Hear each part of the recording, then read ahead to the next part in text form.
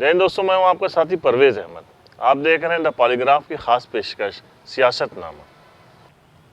हमें नदी के पार लेकर फ़कत हमारा हुनर गया है, नए खेवैये समझ रहे हैं नदी का पानी उतर गया है। बहुत अच्छी। हमारे साथ आज एक दिग्गज नेता मौजूद है। हालांकि वो इस वक्त अज्ञातवास पे हैं, लेकिन कभी बाराबंकी में उनकी तूती बोलती थी। 3 बार के विधायक रहे हैं, और विधायक ऐसे विधायक कि बड़े बड़े मंत्री उनसे घबराते थे बात करने में, उन्हीं की पार्टी के लोग भी उनसे लरसते थे।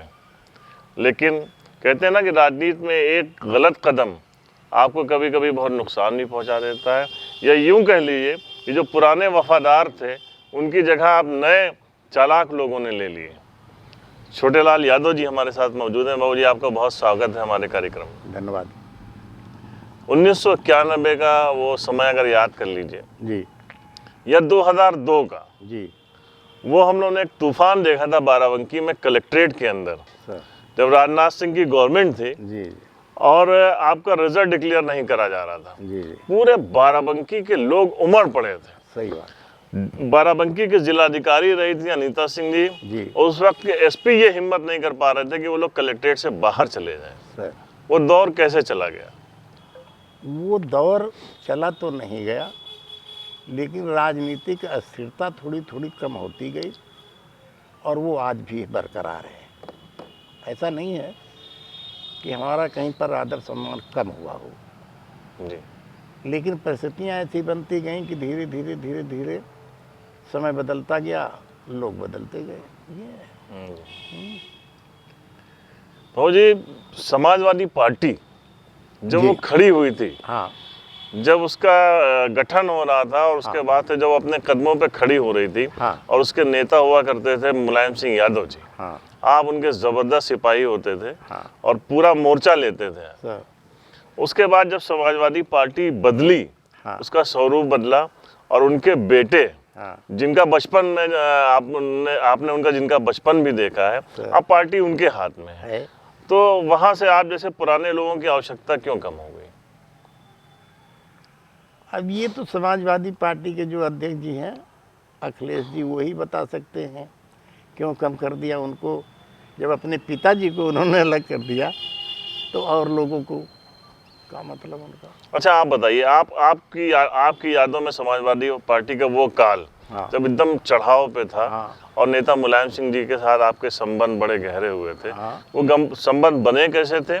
शुरुआती तौर पे कैसे जुड़े थे?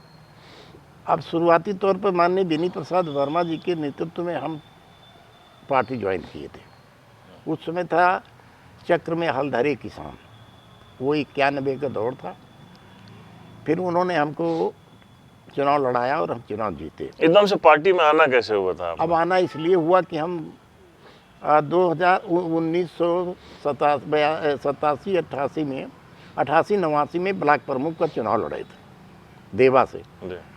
अनंतराम जायसवाल जी हमको चुनाव लड़ाए थे, और बेनी प्रसाद जी उस समय मिनिस्टर थे जी, और रामचंद्र बख्श कम्युनिस्ट पार्टी के एमएलए थे जी, उन्होंने लड़ाया था रामचंद्र वर्मा को देवा ब्लॉक प्रमुख बनाने के लिए, और अनंतराम जायसवाल ने हमको बनाया था। जी, तो हम प्रेफरेंशियल वोट से, एक प्रेफरेंशियल वोट से चुनाव हार गए थे। जी, फिर हमारा ग्राफ बढ़ा, लोग हमारी तरफ झुके। जब हमारे पास देवा ब्लॉक में कम से कम 5000 आदमी था, और जीतने वाले के साथ थे 10, 20, 25 लोग। फिर बेनी प्रसाद वर्मा ने वाच किया हमको और बुलवाया। कहा 91 में जब हम मिले उनसे, तो उन्होंने कहा हम चुनाव लड़ाएंगे। उन्होंने कहा चुनाव लड़ने की हैसियत नहीं है, लेकिन बेनी प्रसाद जी कहने हम चुनाव लड़ाएंगे। फिर हमारा टिकट हुआ और चुनाव लड़े और जीते। पहला चुनाव आपने उस जमाने के दिग्गज नेता थे रामचंद्र बाबू, हाँ, उनको हराया था। हाँ, जी जी जी जी। ये बताइए, 91 में बेनी वर्मा आपको टिकट दिलाते हैं जी, और उसके बाद आप विधायक हो जाते हैं, हाँ, और उसके बाद जब 2 ही साल गुजरते हैं, हाँ, तो 2 साल के बाद आपको जो आपके लिए कहा गया था, आप बड़े बागी टाइप के नेता थे, आप 93 में बेनी वर्मा से लड़ जाते हैं। उसके बाद आपका झगड़ा तो पूरा मशहूर हो गया था, यहाँ से लेकर राजधानी तक की, कि आप अपने ही मंत्री के खिलाफ उतर गए। ये बागी तेवर क्यों अपना लेते थे आप? देखो, हम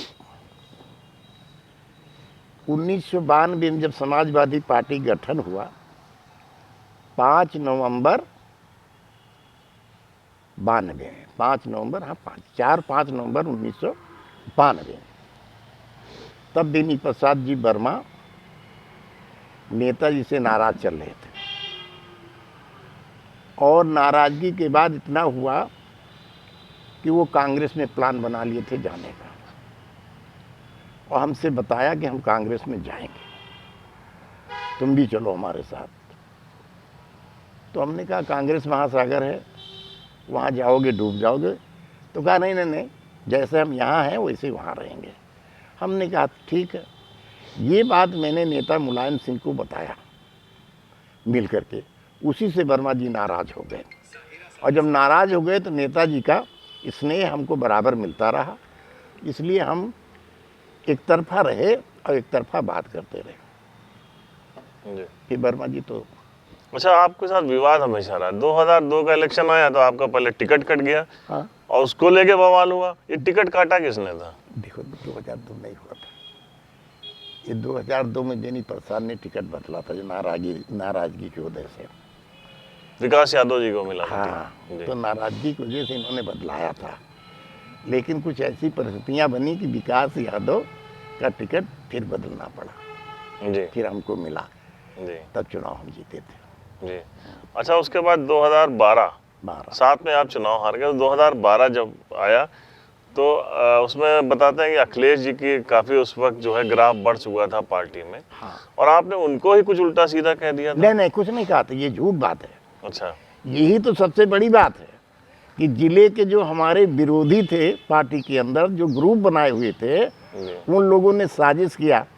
उसमें मौलाना मेराज अध्यक्ष था, धर्मेंद्र वर्मा उनका अगुवाई था, या महामंत्री था जिले का धीरेन्द्र वर्मा। ये सब लोग मिल करके हमारे खिलाफ प्रोपगंडा बनाया, ये चुनाव हार जाएंगे। इस तरह का माहौल इन्होंने क्रिएट किया।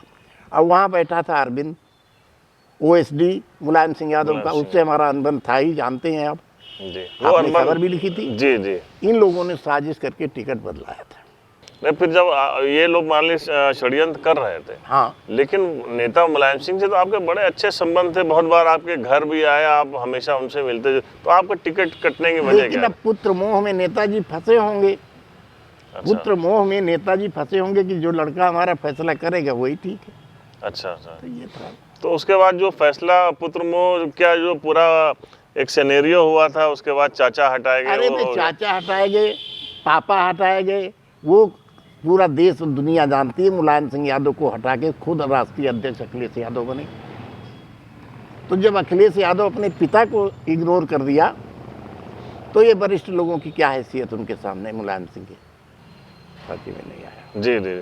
तो ये बताइए कि वो समाजवादी पार्टी थी जिसके मुखिया मुलायम सिंह यादव हुआ करते, अब जो पार्टी नई बनी है, हाँ, इसके मुखिया अखिलेश जी हैं, हाँ, इसमें दोनों समाजवादी में पार्टी में क्या फर्क है?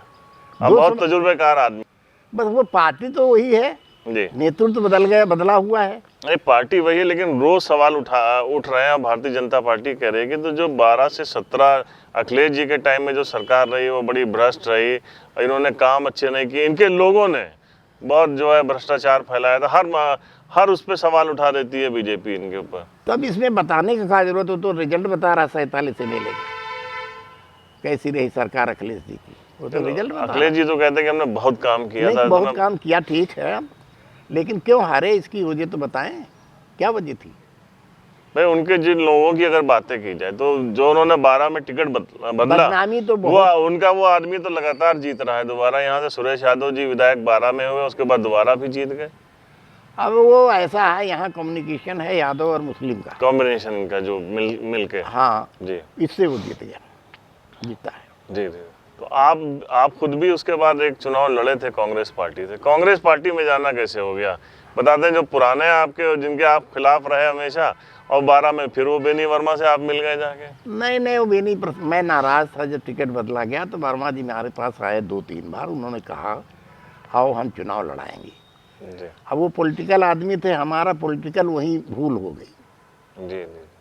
अगर पॉलिटिकल भूल न हुई होती तो जो ये MLA जीता, ये कभी MLA न होता। इसको ब्लॉक प्रमुख हमने बनाया था बंकी का। जी। लेकिन चलिए, ये सब राजनीति में होता रहता कैसे एमएलए हैं, कैसा आपको लगता है? आपके क्षेत्र के भी एमएलए? अरे यार, क्षेत्र के तो एमएलए है ये, लेकिन आज तक एक टेलीफोन नहीं किया, ना एक बार हमसे मिला कभी। अच्छा अच्छा। और इतने 10 सालों में 2 बार आमने सामने मुलाकात हुई, शादी ब्याह में। जी शादी ब्याह में तो खड़ा रहा 2 मिनट, उसके बाद तुरंत वापस हो गया, बैठा तक नहीं। जी तो ये है एमएलए जी। अच्छा ये बताइए, जो मौजूदा समाजवादी पार्टी है, जी। पहले वो कहते हैं कि जब मुलायम सिंह थे तो जो इनकी कूटनीति थी वो बड़ी जबरदस्त थी। यस। आजकल अखिलेश जी हैं, बाराबंकी का आप हाल ही यहाँ का ले लीजिए, तो आप पहले तो रामनगर में मार हो रही है, 2 बड़े नेता आपस में लड़ रहे हैं, राकेश वर्मा जी, अरविंद सिंह गोप जी। हाँ। उनके जो समर्थक हैं, हाँ। उनको यही नहीं पता कि यहाँ से कौन लड़ने जा रहा है। आप अगर कुर्सी में चले जाइए, हाँ। जबरदस्त बवाल है वहाँ। फरीद साहब हैं, उनके अगेंस्ट में करीब 30 लोग टिकट मांग रहे हैं। हाँ। और जो भी जिससे भी आप मिलिए, वो कहता है कि हमसे अखिलेश जी ने कहा है कि जाके मेहनत करो। तो ये जो तरीका अपना रखा है, या हैदरगढ़, हर जगह ये बवाल है, इससे पार्टी का फायदा होगा कि नुकसान होगा? इससे तो नुकसान होगा, टिकट तो एक ही मिलेगा जी। उम्मीदवार 10 होंगे, टिकट तो एक ही मिलेगा। अगर सबके हाथ पे हाथ रख दिया गया कंध पे, जाओ तुम काम करो, तुम काम करो, जी। तो नुकसान तो होगा ही। अच्छा, ये तो निवेदा था मुलायम सिंह यादव में, जो संघर्ष के नेता हैं। जी उनका जितना भी जीवन शुरू से लेकर आज तक जी बड़ा संघर्ष रहा है, और संघर्ष के बूते ही समाजवादी पार्टी का नेताजी ने गठन किया और तरक्की की पार्टी। अच्छा, अब वो संघर्ष अब नहीं है। बाजार में एक चीज बहुत कसके चल रही है कि जो अभी यहाँ जब मुख्यमंत्री भी आए थे प्रदेश के, हाँ। तो उन्होंने कहा था कि 2 सीटों पे मेरी खास निगाह रहेगी। हाँ। एक जैतपुर की सीट पे और दूसरी सदर की सीट। हाँ। सदर की सीट पे बीजेपी किसी भी तरीके से हराना चाहती है यहाँ के प्रत्याशी को। हाँ। तो बाजार में खबर है कि बीजेपी के लोगों ने आपसे भी संपर्क किया था कि आपको अगर बीजेपी से लड़ाया जाए तो? नहीं नहीं, ऐसा नहीं, ऐसा। अच्छा, अगर संपर्क करते हैं कोई, हाँ, तो क्या आप बीजेपी से जा सकते हैं बीजेपी में? नहीं, क्यों जा सकते? अब हमारा स्वतंत्र मिजाज है, हो भी सकता है, नहीं भी हो सकता है। काम कैसा कर रही है बीजेपी? बीजेपी का जो एनालिसिस किया है ग्रामीण स्तर पे, वो जबरदस्त। समाज में जो गरीब तबका है, वो इसकी तरफ झुकाव बहुत तेजी से बढ़ रहा है। अच्छा। हाँ, जो फ्री गल्ला पट रहा है, पैसा हो रहा है, वो पेंशन मिल रही है, इसकी वजह से गैस सिलेंडर वगैरह तमाम इस तरह के छोटे छोटे काम जो है गरीबों में कर रही है भारतीय जनता पार्टी। तो भारतीय जनता पार्टी का ग्राफ तो बढ़ा ही है, बढ़ा है। तो ये चुनाव जो होने जा रहा है, उसमें जो एक काम, जैसे आपने कहा ग्राफ बढ़ा है, हाँ। वो भारतीय जनता पार्टी जो संगठन है, हाँ। वो बहुत बढ़िया जो है रूट लेवल पे काम कर रहा है, जाके गांव में। देखिए, रूट लेवल पे इसलिए काम कर रहा है, इनकी मेन पार्टी है आरएसएस। जी। आरएसएस के लोग हर स्तर पर संघर्ष करके जा रहे हैं गाँव में। जी। एक एक घर में इधर उधर जाने के बाद सारा आंकलन करते हैं। मेरा कि कभी आपकी पार्टी भी संगठन के मामले में सबसे टॉप की पार्टी बताई जाती थी, कहा जाता था कि संघर्ष के कोख से जन्म लिया है समाजवादी पार्टी। आज संगठन के चाचा के न रहने से संगठन कमजोर हुआ, या कोई और कारण भी है? वो अपनी अपनी मेंटलिटी है, इन्होंने बनाया खेल था। जी। नेताजी ने संघर्ष के पार्टी बनाया था, अब ये उस पर कब्जा कर लिए, तो वो मेंटलिटी मुलायम सिंह की अलग थी, अब इन लोगों की अलग है। अच्छा, 2 जो है नेता इस वक्त बड़े चर्चित हैं, और जब वो जाते हैं तो उनकी उसमें बड़ी भीड़ जुटती है। हाँ। एक प्रियंका गांधी, हाँ। और दूसरी अखिलेश जी। हाँ। जहाँ भी जा रहे हैं, अपना रोड शो कर रहे हैं उन हाँ। उसमें भीड़ बहुत आ रही। आप दोनों में किसको ज्यादा मैच्योर नेता मानते हैं? मैच्योर तो इस राष्ट्रीय स्तर की तो कांग्रेस पार्टी है, प्रियंका गांधी। क्या प्रियंका गांधी जी। और अखिलेश जी की भीड़ तो हो रही है जी। और ये 12 में भी 17 में भी भीड़ हो रही थी। जी जी। जहाँ जाते थे भीड़ होती थी, नहीं तो होती। जी जी। और ये नौजवानों की जो भीड़ है इनके साथ, वो वोट में परिवर्तित नहीं कर सकती। भीड़ तो जुटा देगी, वोट में परिवर्तित नहीं हो सकता। वो लोग जो कहते थे जवानी कुर्बान अखिलेश के नाम, वो लोग क्या संगठन लेवल पे कितना काम, नीचे स्तर पे ग्राउंड लेवल पे कितना काम कर रहे हैं? नारे लगाना अलग बात, और ये नारे के आधार पर वोट दिलाना दूसरी बात है। हमने देखा है बाराबंकी में कि जो परिवार जन्मजात कांग्रेसी रहा है, उनका एक लड़का है, नाम नहीं लेंगे, उसको अखिलेश जी नाम से पुकार के बुला लेते मंच पे।